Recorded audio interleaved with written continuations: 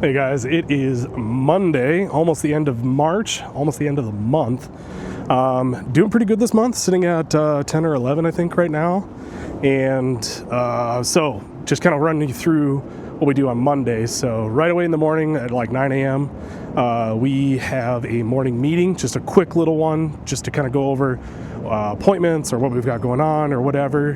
Kind of just get a little catch up, which I've always kind of really liked.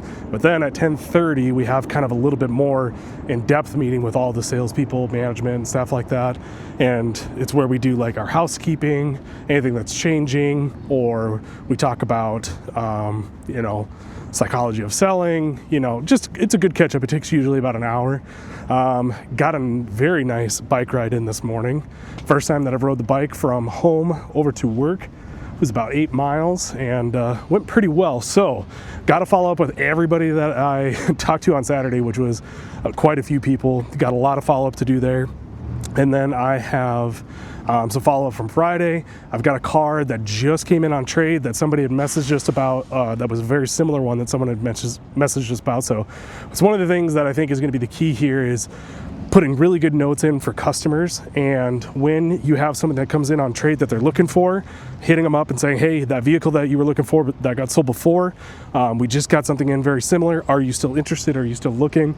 That type of thing. So keeping good notes in your CRM, if you guys are new to sales, that is a very good thing to do. So kind of update you throughout the day, and hopefully it's a good one.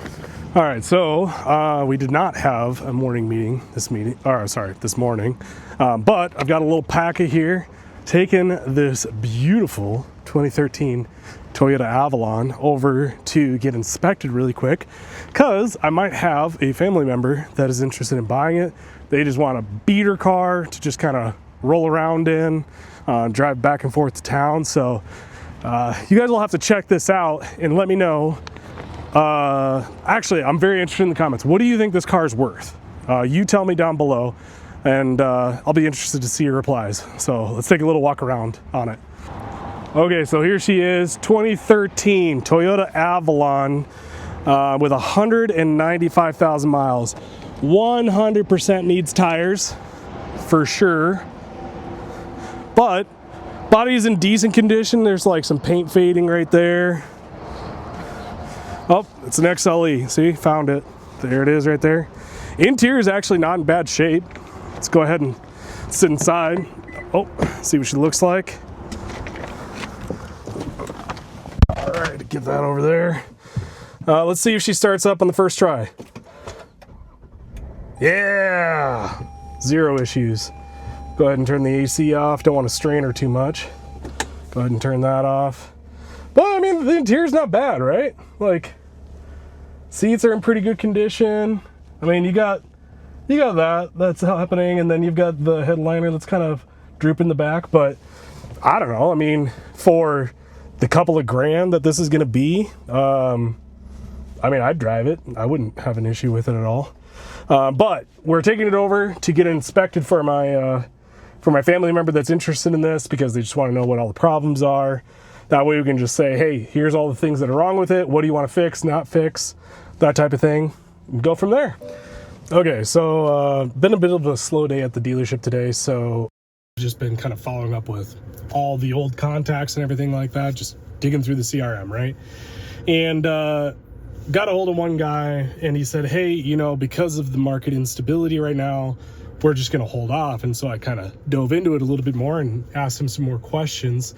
And he didn't really actually return back an answer, but what I'm guessing he's talking about is either fuel prices, interest rates, or car prices. I would say those are probably the main things that people talk about, right? And I just kind of really wanted to talk about it inspired a question for you guys, which is, if gas prices, wow, talking is hard.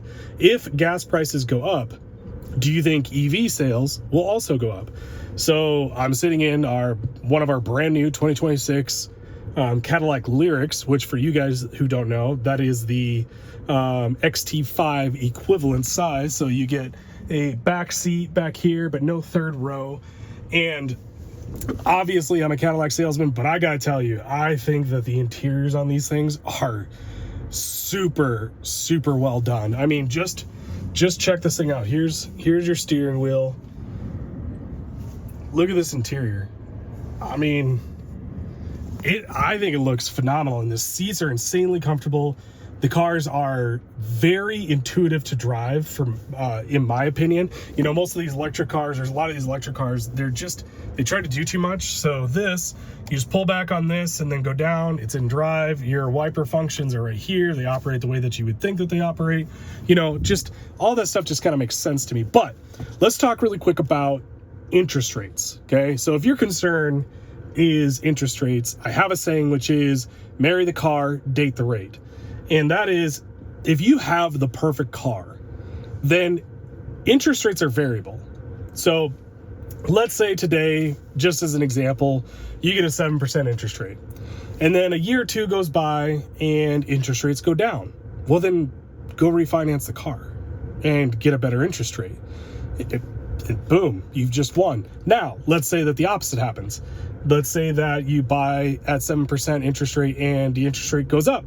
Well, you just locked in a great rate. So I really wouldn't worry too much about interest rates. Now, as far as prices go, again, kind of the same idea there. Marry the car and date the rate, even though that doesn't really necessarily apply here. But if you're going to keep the car for 5 years or something like that, what do you really care if the prices go down in the next 6 months? You don't know what's going to happen after that. Maybe prices go back up. EVs are a great example of this, right? Here, like a year ago, like EV prices were just dropping like a rock, and like they were devaluing and everything like that. Well, what happens if in the next 6 months gas prices go through the roof, EV sales go through the roof? Well, all of a sudden, every EV that you and I know of is much more expensive to buy, right? So I guess what I'm trying to say is that don't let little micro, in the grand scheme of things, adjustments to the market scare you away from buying a car that may or may not fix a problem for you, or, you know, keeps you from getting the vehicle that you want, right? Now, obviously, if a car used to be $500 and now it's $800 a month, and it just completely strains your budget, well, then that's a different thing, right? It is what it is. Like, everybody's got a budget, everybody's got something that they have to fit in between. But it just kind of inspired a conversation that I wanted to have about this. Let's go ahead and take a look at the outside of this thing really quick since I'm out here. Let me do a little adjustment. There we go. I mean, I could 100% see myself driving this every single day without any issue. I'm kind of in a unique position where I've got a 240 hookup in my garage, and everything like that. The amount of miles I drive to and from work, I could drive all week long and then charge it on Saturday and have zero issues. I mean, I just love this back end. But you guys tell me, what do you think of the Lyriq? Give it a scale of 1 to 10, 7 not allowed. But here's another vehicle that, oh man, there is a 2019 Audi A8L for 39 grand. It's only got 27,000 miles. Would you guys buy this car? For me, it's a resounding yes, yes, yes. I would 100% buy this. Absolutely love Audis. Look at that thing. You got the extended, the long version here, but those back seats are just stupidly comfortable. And for 39 grand, this comes with the 3-liter V6. Yeah, turbocharged. I don't know. I'm all about it. So you guys let me know. I'd love to hear you guys' opinion on those things. I'm not sure if I'm going to be able to do another video later today, or if this is just going to be the last one of the day. But if it is, let me know in the comments what your guys' thoughts are. Like, subscribe, do all the things. Talk to you later. Okay, so a couple of things that happened.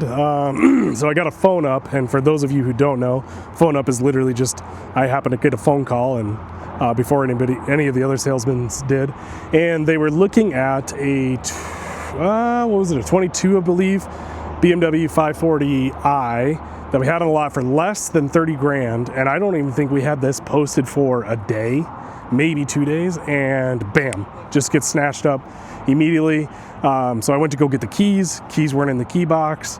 Asked one of the managers, hey, is this still available? Nope, just got sold. So for you guys that are car shopping, when a salesman says, sometimes when a salesman says that something's gonna go fast, you know, we kind of have a decent idea on the cars that are gonna go pretty quickly.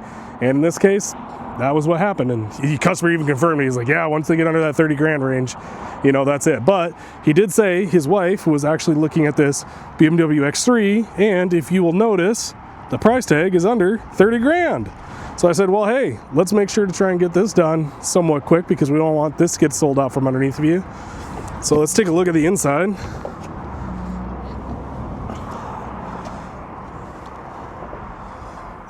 Nice chocolate brown interior, full panel roof. This has got 46.5 for miles. Actually, I just remembered this is one of the vehicles that one of my customers took out for a test drive on Saturday. Pretty decent little car. I mean, she's clean. I don't see any damage or anything like that on the outside, but yeah, it just goes to show you that once you think your day is wrapped up, you just, boom, you get it up, and then all of a sudden, you know, stuff starts happening. So I got to record a walk around video for the customer. So, and then I'm leaving in exactly 30 minutes. So maybe now my day will be done and over with. Like, subscribe, comment below.